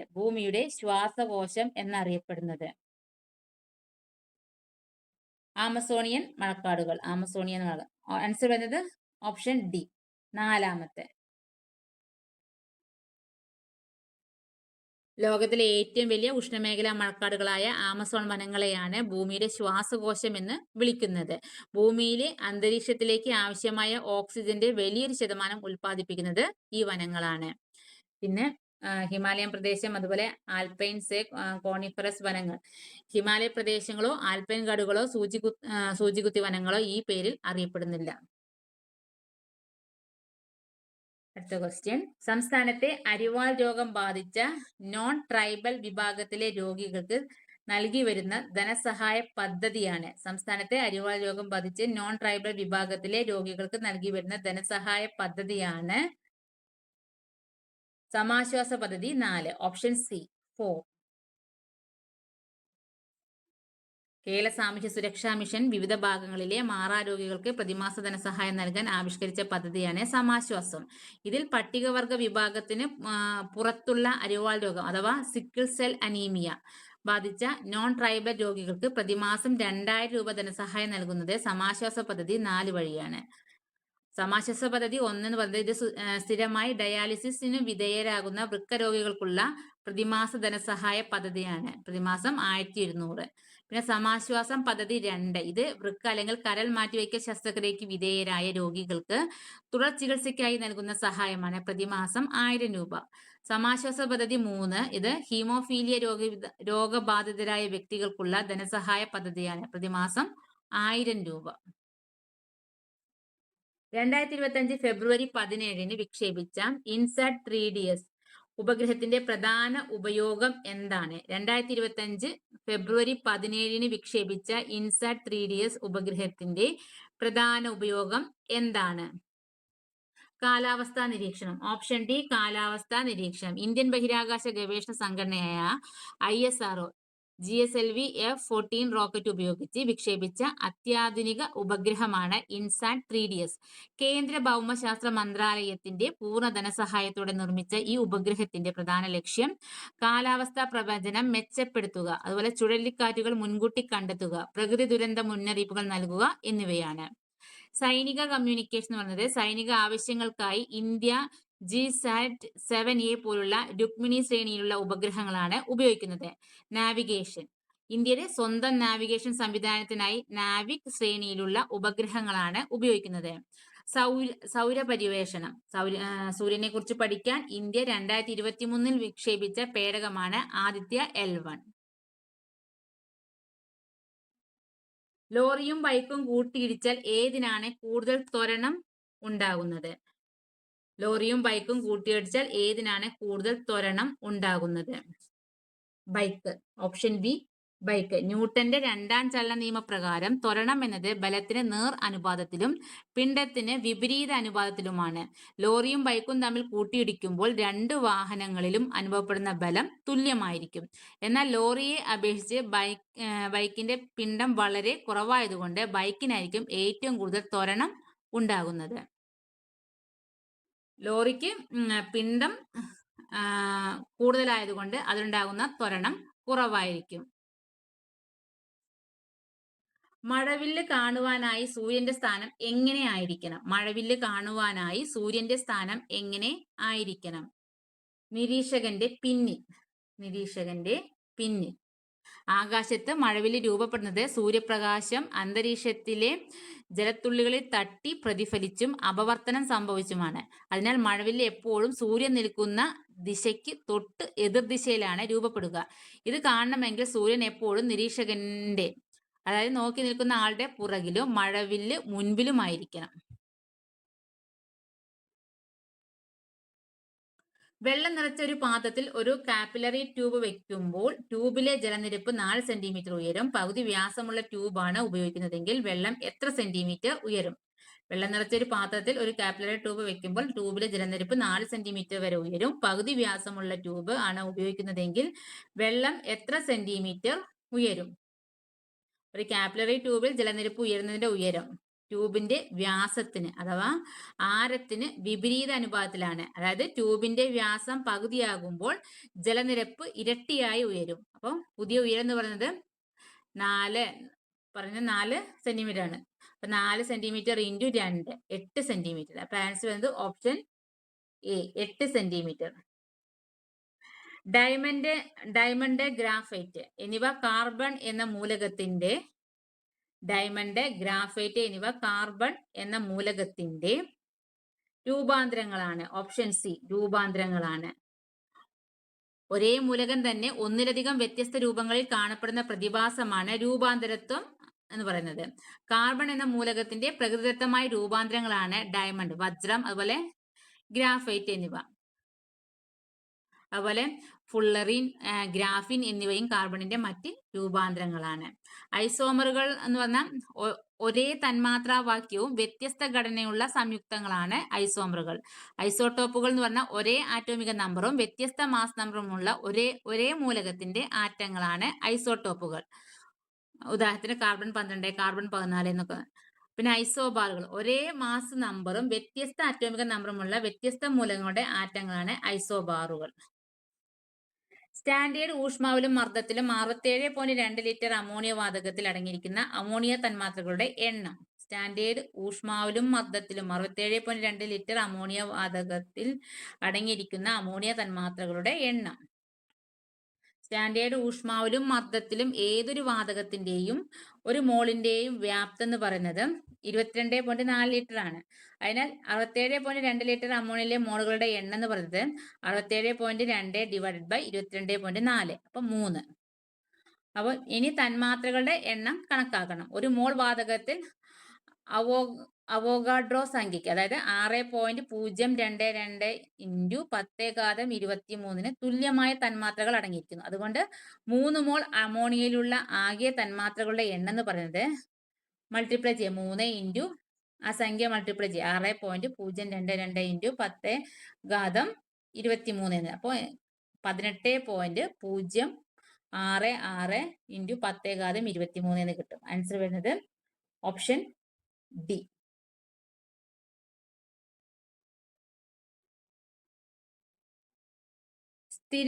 സ്ഥിരോഷ്മാവിൽ ഒരു നിശ്ചിത മാസ് വാതകത്തിന്റെ മർദ്ദവും വ്യാപ്തവും സൂചിപ്പിക്കുന്ന ഒരു പട്ടികയാണ് താഴെ കൊടുത്തിരിക്കുന്നത്. മർദ്ദവും വ്യാപ്തവും തന്നിട്ടുണ്ട്. 2 ബാർ ആകുമ്പോൾ വ്യാപ്തം 50 litre, 1 bar 100 litre, 5 bar 20 litre. ഈ പട്ടിക ഏത് വാതക നിയമത്തെ സൂചിപ്പിക്കുന്നു?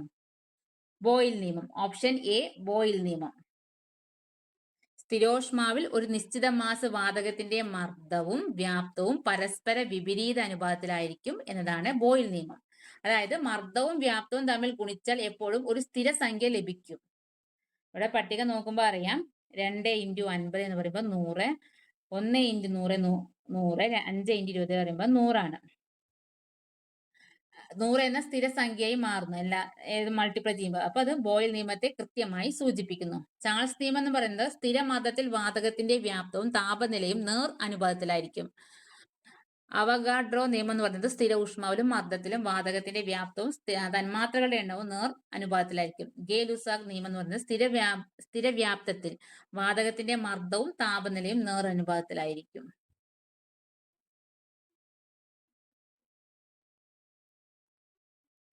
അമ്ലമഴയുടെ pH. അമ്ലമഴയുടെ pH 4നും 5നും ഇടയിൽ. 4നും 5നും ഇടയിൽ.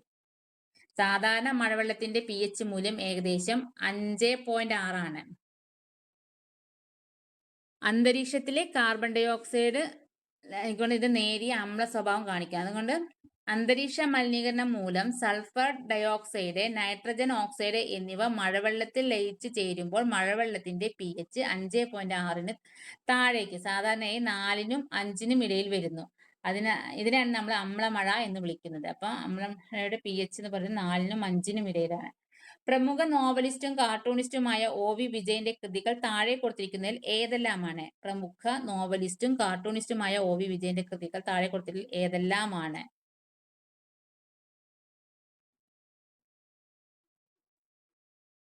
1ഉം 2ഉം. പ്രവാചകന്റെ വഴിയും ഗുരുസാഗരവും. Option C.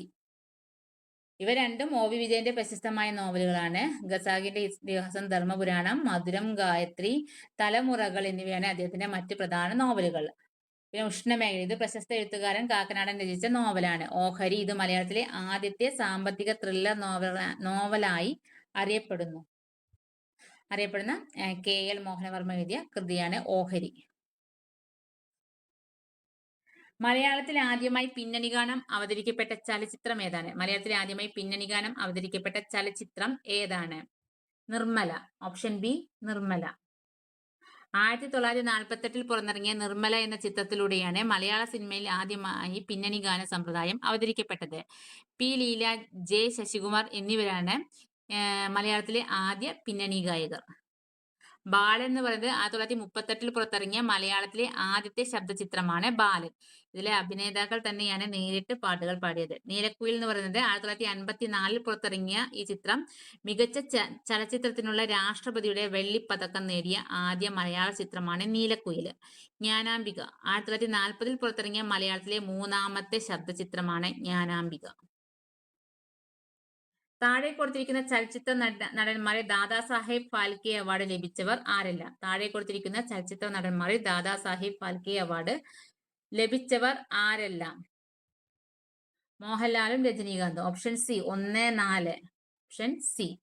മോഹൻലാലിന് ഇന്ത്യൻ ചലച്ചിത്ര രംഗത്തിന് നൽകിയ മഹത്തായ സംഭാവനകൾ പരിഗണിച്ച് 2025 സെപ്റ്റംബറിൽ നടന്ന 71ാമത് ദേശീയ ചലച്ചിത്ര അവാർഡ് വേദിയിൽ വെച്ച് 2023 ദാദാസാഹേബ് ഫാൽക്കെ അവാർഡ് നൽകി രാജ്യം അദ്ദേഹത്തെ ആദരിച്ചു.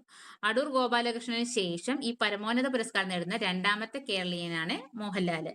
രജനീകാന്ത് ഇന്ത്യൻ സിനിമയിലെ സമാനതകളില്ലാത്ത സംഭാവനകൾക്കായി 51ാമത് ദാദാസാഹേബ് ഫാൽക്കെ അവാർഡ് 2019 നൽകി രാജ്യം ആദരിച്ചത് തമിഴ് സൂപ്പർ താരം രജനീകാന്തിനെയാണ്. പ്രേംനസീർ കമലഹാസൻ. മലയാളത്തിന്റെ നിത്യഹരിത നായകൻ പ്രേംനസീറിനും തമിഴ് സിനിമയിലെ മഹാനായ നടൻ കമലഹാസനും നിരവധി ദേശീയ സംസ്ഥാന പുരസ്കാരങ്ങളും പത്മബഹുമതികളും ലഭിച്ചിട്ടുണ്ടെങ്കിലും ദാദാസാഹേബ് ഫാൽക്കെ അവാർഡ് ഇതുവരെ ലഭിച്ചിട്ടില്ല. Answer option C 1, 4. 2025 ഇന്ത്യൻ വനിതാ ഫുട്ബോൾ ടീമിൽ ഇടം നേടിയ മലയാളി താരം ഇവരിൽ ആരാണ്? 2025 ഇന്ത്യൻ വനിതാ ഫുട്ബോൾ ടീമിൽ ഇടം നേടിയ മലയാളി താരം ഇവരിൽ ആരാണ്? P Malavika. Option A P Malavika. Kasaragod ജില്ലയിലെ മടിക്കൈ ബംഗളം സ്വദേശിയായ മാളവിക പ്രസാദ് 2025 ജൂൺ മാസത്തിൽ ആദ്യമായി ഇന്ത്യൻ സീനിയർ വനിതാ ഫുട്ബോൾ ടീമിലേക്ക് തിരഞ്ഞെടുക്കപ്പെട്ടു. 1999 കളിച്ച ബെൻല ഡിക്കോത്തയ്ക്ക് ശേഷം ഇന്ത്യൻ വനിതാ ഫുട്ബോൾ ടീമിൽ ഇടം നേടുന്ന ആദ്യ മലയാളി താരം എന്ന ചരിത്ര നേട്ടവും മാളവിക സ്വന്തമാക്കി. ഇന്ത്യൻ ടീമിലും IWL ക്ലബായ സേതു FC-യിലും ഫോർവേഡ് പൊസിഷനിലാണ് ഈ താരം കളിക്കുന്നത്. ആശാ ശോഭന എന്ന ഇവർ ഇന്ത്യൻ വനിതാ ക്രിക്കറ്റ് ടീമിലും വനിതാ പ്രീമിയർ ലീഗിലും കളിക്കുന്ന പ്രശസ്തമായ മലയാളി ക്രിക്കറ്റ് താരമാണ്. ഫുട്ബോൾ താരമല്ല. താഴെ കൊടുത്തിരിക്കുന്നതിൽ തനതു നാടക പ്രസ്ഥാനത്തിൽ ഉൾപ്പെടുന്ന നാടകങ്ങൾ ഏതെല്ലാം? താഴെ കൊടുത്തിരിക്കുന്നതിൽ തനതു നാടക പ്രസ്ഥാനത്തിൽ ഉൾപ്പെടുന്ന നാടകങ്ങൾ ഏതെല്ലാം? കലി, ദൈവത്താൽ, അവനവൻ, കടമ്പ. ആൻസർ എന്ത്? Option C 1, 2, 3. കേരളത്തിലെ തനതു നാടക പ്രസ്ഥാനവുമായി ബന്ധപ്പെട്ട പ്രധാന കലി തനതു നാടക പ്രസ്ഥാനത്തിൽ ഉൾപ്പെടുന്നു. ദൈവത്ത തനതു നാടകത്തിന്റെ പ്രധാന കൃതികളൊന്നാണ്. അവനവൻ കടമ്പ കാവാല നാരായണ പണിക്കരുടെ ശ്രദ്ധേയമായ തനതു നാടകമാണ്. കന്യക തനതു നാടക പ്രസ്ഥാനത്തിൽ ഉൾപ്പെടുന്നില്ല. അപ്പൊ 1, 2, 3 ആണ് ശരി. 4:x = 256 ആയാൽ എക്സിന്റെ വില എത്ര?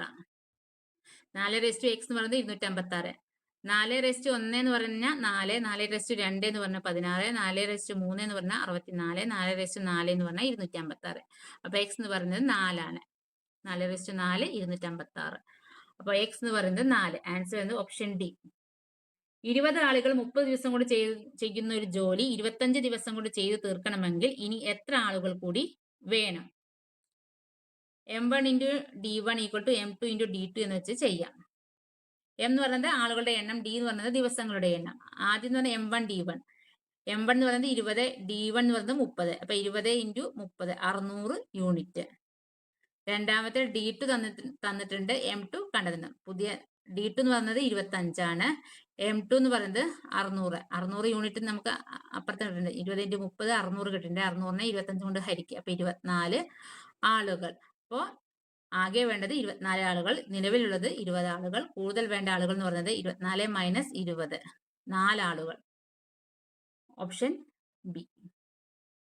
ഒരു ഗ്രൂപ്പിലെ 20 പേരുടെ ശരാശരി വയസ്സ് 25 ആണ്. പുതുതായി 3 ആളുകൾ കൂടി ചേർന്നതോടെ ശരാശരിയിൽ 2 വർഷത്തിന്റെ വർധനയുണ്ടായി. പുതുതായി വന്ന 3 ആളുകളുടെ ആകെ വയസ്സ് എത്ര?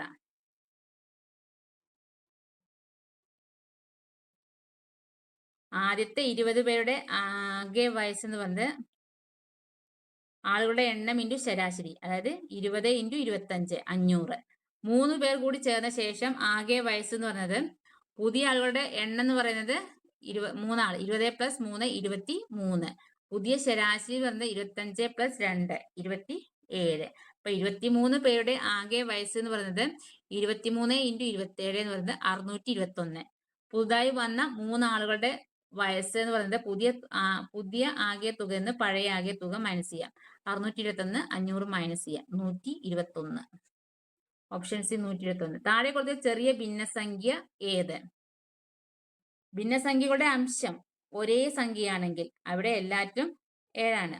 7/9, 7/15, 7/12, 7/8 എല്ലാത്തിനും അംശം 7ആണ്. അപ്പോൾ ഛേദം ഏറ്റവും വലിയ സംഖ്യയായി വരുന്ന ഭിന്നസംഖ്യയായിരിക്കും ഏറ്റവും ചെറുത്. ഇവിടെ വരുന്നത് 15ആണ്. അപ്പോൾ 7/15 ഏറ്റവും ചെറിയ ഭിന്നസംഖ്യ. അതായത് അംശം ഒരുപോലെ വന്ന ഏറ്റവും വലിയ ഛേദം ഏതാ നോക്കുക, അതാണ് ചെറിയ ഭിന്നസംഖ്യ. അപ്പൊ ആൻസർ വരുന്നത് 7/15 അല്ലെങ്കിൽ ദശാംശ രൂപത്തിലാക്കി നോക്കിയാലും മതി. 20ന്റെ 16 2/3 ശതമാനം എന്ന് പറയുന്നത് എത്ര? 20 × 16 2/3 പെർസെൻറ്റേജ്. 16 2/3 എന്ന് പറയുമ്പോൾ 16 × 3 48 + 2 50/3 ശതമാനം. 50/3 ശതമാനം എന്ന് പറയുമ്പോൾ 1/6. അപ്പോൾ 20 × 1/6 എന്ന് പറയുമ്പോൾ 20/6 10/3. ആൻസർ വരുന്നത് 10/3. Option A. 14 + 6 ഹരിക്കണം 2 × 4 - 3. ബോഡ്മാസ് പ്രകാരം ചെയ്യുക. ആദ്യം ഡിവിഷൻ പിന്നെ മൾട്ടിപ്ലിക്കേഷൻ. അപ്പം 6 ഹരിക്കണം 2 ആദ്യം ചെയ്യുക. 6 ഹരിക്കണം 2 പിന്നെ × 4. 6 ഹരിക്കണം 2 3. 3 × 4 12. അപ്പോൾ 14 + 12 - 3. 14 + 12 - 3 പറയുമ്പോൾ 23. Option C 23. സമാന ബന്ധം കണ്ടെത്തി പൂരിപ്പിക്കുക. 561:7, 196 തന്നിരിക്കുന്ന സംഖ്യയിലെ അക്കങ്ങളുടെ തുകയെ 2 കൊണ്ട് ഹരിക്കുമ്പോൾ ലഭിക്കുന്ന തുകയാണ് സമാനമായ ജോഡി വരിക. അതായത് ആദ്യത്തെ ജോഡി 563:7 ആണ്. അതിന് 5 + 6 + 3 എന്ന് പറയുമ്പോൾ 14 കിട്ടും. 14ന്റെ പകുതി 14/2 എന്ന് പറയുന്നത് 7. അങ്ങനെയാണ് 563 7 ആയത്. ഇനി നമ്മളോട് കണ്ടുപിടിക്കാം 196. അപ്പൊ 196ന്റെ അക്കങ്ങളുടെ തുക കാണാം. 1 + 9 + 6 എന്ന് പറയുമ്പോൾ 16. അതിന്റെ പകുതി 16/2 എന്ന് പറയുമ്പോൾ 8. Option D 8. സമയം 3:15 ആകുമ്പോൾ മണിക്കൂർ സൂചിക്കും മിനിറ്റ് സൂചിക്കും ഇടയിലുള്ള കോണളവ് എത്ര? ക്ലോക്കിലെ 2 സൂചികളുടെ കോണളവ് കാണാൻ 30 × h - 11/2 × m എന്നുള്ള സമവാക്യം ഉപയോഗിക്കാം. h പറയുന്നത് മണിക്കൂർ, m പറയുന്നത് മിനിറ്റും. തന്നിരിക്കുന്നതിൽ 30 × h പറയുന്നത് 3 ആണ്. 3:15 ആണ്. അപ്പം 30 × 3 - 11/2 × മിനിറ്റ് 15 ആണ്. × 15. 30 × 3 പറയുമ്പോൾ 90. 90 - 165/2 എന്ന് കിട്ടും. അപ്പൊ 90 - 82.5 7.5 ഡിഗ്രി. ആൻസർ വരുന്നത് ഓപ്ഷൻ ഡി 7.5 ഡിഗ്രി. ഒറ്റയാനെ കണ്ടെത്തുക. 625 എന്ന് പറയുന്നത് 25ന്റെ സ്ക്വയർ ആണ്. 529 എന്ന് പറയുന്നത് 23ന്റെ സ്ക്വയർ ആണ്. 324 എന്ന് പറയുന്നത് 18ന്റെ സ്ക്വയർ ആണ്. 399 പൂർണ്ണവർഗ സംഖ്യയല്ല. അപ്പൊ 399. ആൻസർ വരുന്നത് ഓപ്ഷൻ എ. ഡൽഹിയുടെ കോഡ് EFMIJ ആണെങ്കിൽ കൊല്ലത്തിന്റെ കോഡ് എന്ത്? ഡൽഹി ഓരോ അക്ഷരത്തിനും +1 ആണ് കോഡ്. അതായത് ഡി കഴിഞ്ഞാൽ ഇ, അതുപോലെ ഇ കഴിഞ്ഞാൽ എഫ്, എൽ കഴിഞ്ഞാൽ എം, എച്ച് കഴിഞ്ഞാൽ ഐ കഴിഞ്ഞാൽ ജെ.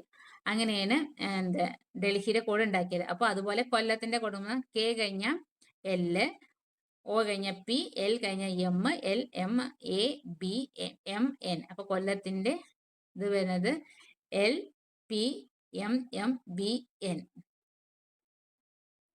Option B.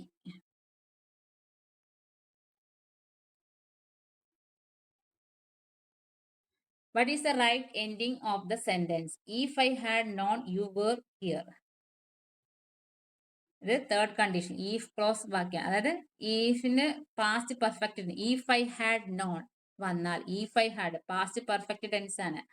മറുഭാഗത്ത് എപ്പോഴും വുഡ് ഹാവ് +V3 ആയിരിക്കും. ഇഫ് ഐ ഹാഡ് നോൺ അത് പാസ്റ്റ് പെർഫെക്റ്റ് ടെൻസ് വന്നാൽ മറ്റേ സൈഡിൽ വുഡ് ഹാവ് +V3 ആയിരിക്കണം. ഇവിടെ വുഡ് ഹാവ് മെറ്റ് ആണ് വരുന്നത്. അപ്പോൾ ആൻസർ വരുന്നത് ഓപ്ഷൻ സി.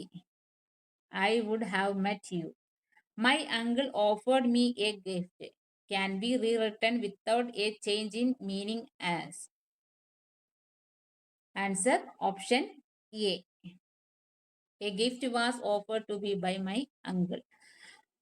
അതായത് തന്നിരിക്കുന്ന വാചകം സിമ്പിൾ പാസ്റ്റ് ടെൻസിലാണ്, ഓഫേർഡ്. ഇതിനെ പാസീവ് വോയിസിലേക്ക് മാറ്റുമ്പോൾ വാസ് അല്ലെങ്കിൽ വെർബ് പ്ലസ് V3 വരണം. ഇവിടെ എ ഗിഫ്റ്റ് എന്നത് ഏകവചനം ആയതുകൊണ്ട് വാസ് ഓഫേർഡ് എന്ന് വരുന്നു. അപ്പൊ ആൻസർ വരുന്നത് ഓപ്ഷൻ എ.